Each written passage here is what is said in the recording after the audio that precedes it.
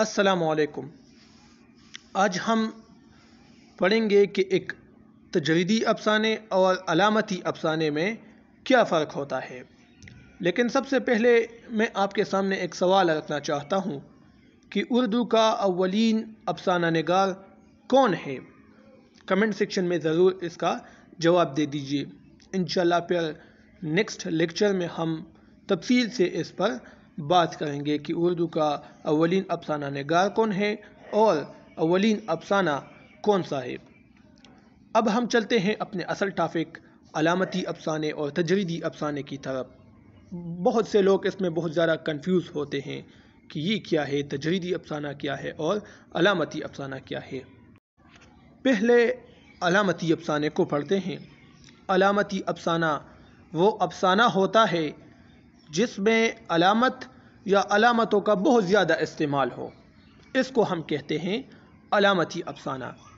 مثال کے طور پر انتظار حسین کا افسانہ زرد کتا، اس میں اس زرد کتے کو ایک علامت کے طور پر استعمال کیا ہے۔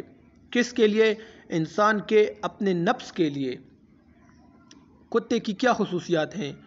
وہ ایک لالچی ہوتا ہے، حسد اس کے اندر ہوتی ہے، مردار خور ہوتا ہے، تو اسی طرح انسان کا جو نفس ہے اس میں بھی لالچ ہوتا ہے، اس میں بھی حسد، بغض، یہ سب ہوتے ہیں۔ تو اسی وجہ سے انتظار حسین نے کتے کو نفس کے لیے علامت کے طور پر استعمال کیا، تو اسی وجہ سے ہم اس کے افسانے زرد کتے کو ایک علامتی افسانہ قرار دیتے ہیں۔ اب تجریدی افسانہ کیا ہے؟ تجرید اصل میں مصوری کی اصطلاح ہے۔ مصوری یعنی تصویریں بنانا۔ بعض اوقات آپ لوگوں نے دیکھا ہوگا جب کوئی بچہ کسی کاغذ پر ترچھی ٹیڑھی لکیر کھینچتا ہے تو ایک طرح کی تصویر بن جاتی ہے اس لکیروں سے، حالانکہ ایک معیاری تصویر نہیں ہوتی، لیکن پھر بھی یہ تاثر آتا ہے کہ ہاں کوئی چیز ہے جو اس صفحے پر بن چکی ہے۔ بالکل اسی چیز کو، اسی تکنیک کو اگر ہم اٹھائیں اور افسانے میں لفظوں کے ذریعے استعمال کریں تو اس کو ہم کہتے ہیں تجریدی افسانہ۔ یعنی بعض اوقات جب آپ افسانہ پڑھتے ہیں تو ایک تاثر تو یہ آتا ہے کہ ایک کہانی ہے، لیکن یہ کہانی بالکل اس بچے کی ٹیڑھی میڑھی لکیروں کی طرح ہوتی ہے، اس کا پلاٹ بالکل ٹیڑھا ہوتا ہے، اس میں واقعات میں ربط نہیں ہوتی، آپ کہانی کو اچھی طرح نہیں سمجھ سکتے۔